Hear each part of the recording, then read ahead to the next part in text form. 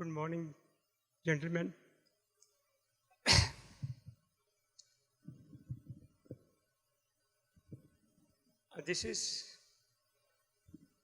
I'm working in a product which deals with forest products. So, lac is one of the most important but less known resin, natural resin, which is produced by the small insects. They multiply on special trees and they multiply, they secrete sap from the small branches of the trees and they produce, multiply, and their that secretion is lac.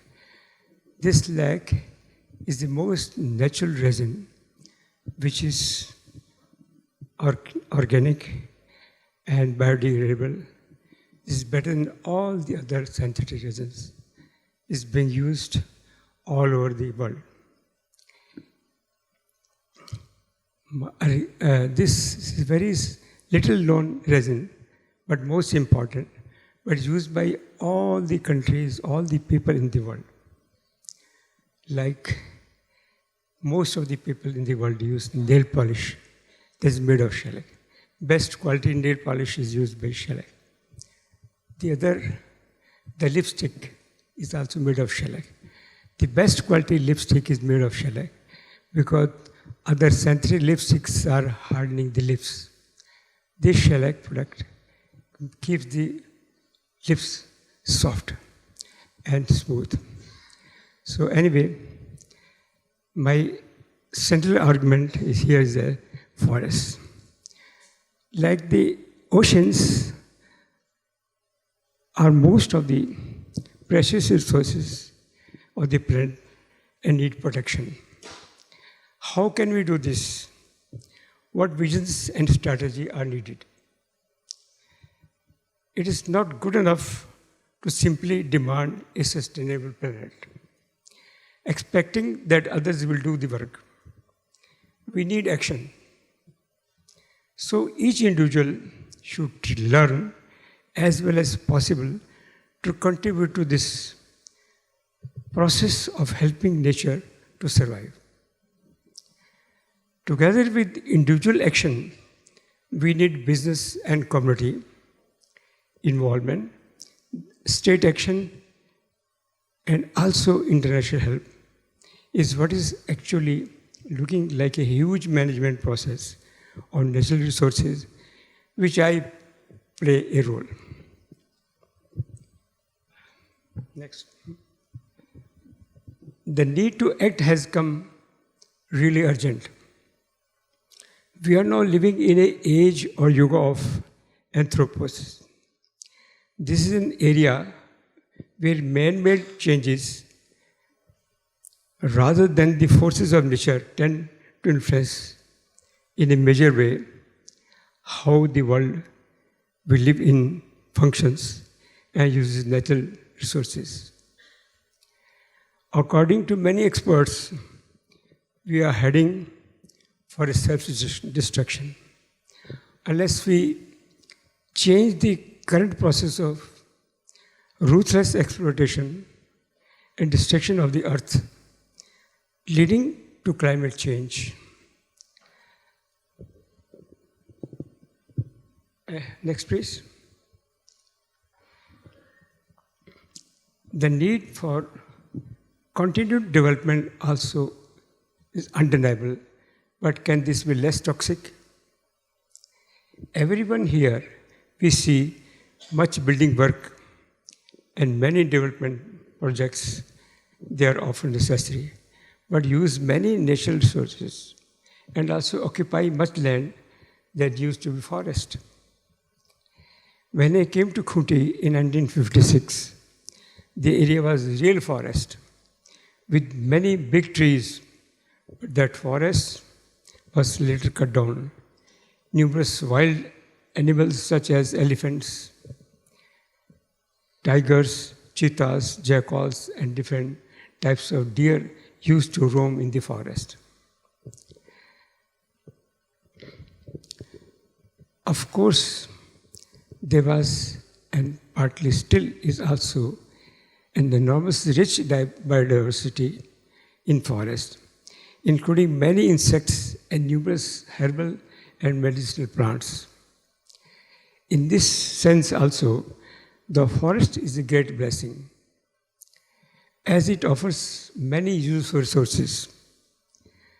Trees generate oxygen, reducing air pollution and odor pollution.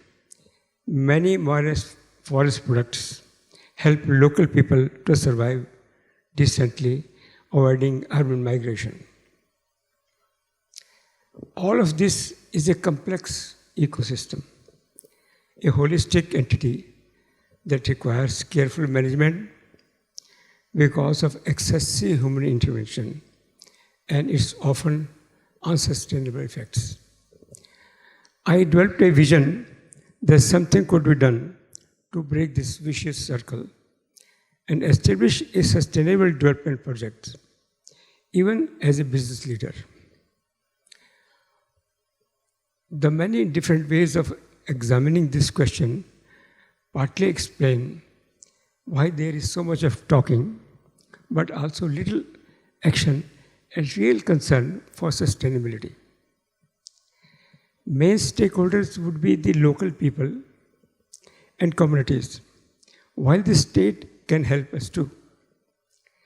But there is also roles for every single individual and for the international community.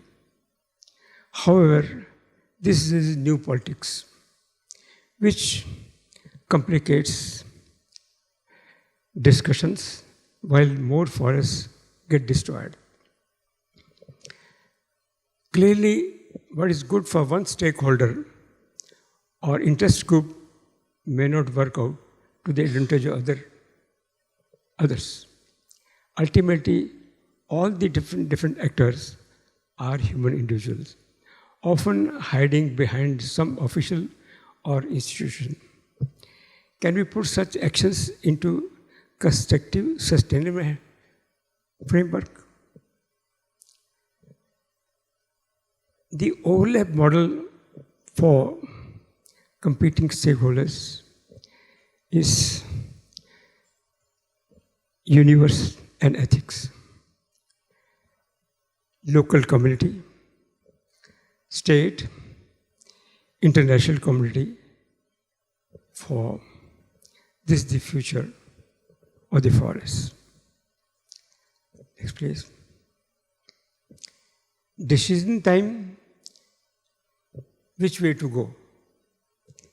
Remember, non-action is also an action. My own method of vision and engagement.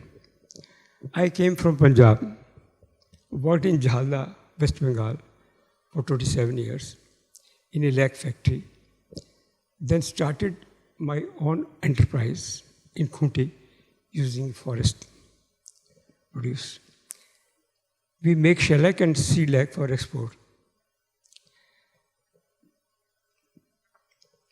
Engaged with local community and development, supporting locals and villages whose livelihood depends on such ventures. I saw that destruction of forests is a major cause of air pollution, and we must reverse this process and plant more trees. But this is not enough. We must also protect those new trees being destroyed and give them water to protect them. I started planting trees in 1985. This is the result today. In my factory where I bought my land, over half of it is 8 acres. Half of this tree is the construction of the factory, and half of the land is forest trees in my factory area. This means my area had 50% forest, trees, greenery, and 50% is construction factory area. You see, the forests, we have a lot of trees in my factory area. No shell factory has so many trees as I have. From the very beginning, I was very faithful about planting trees.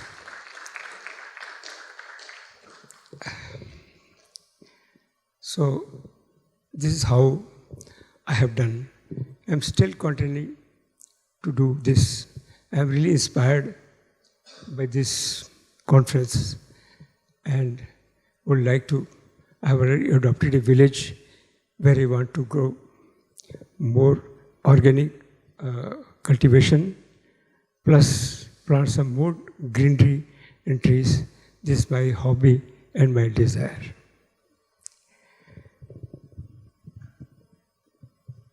Thank you so much for giving me the opportunity to explain my views. Thank you, sir. Thank you so much, Roshan, sir.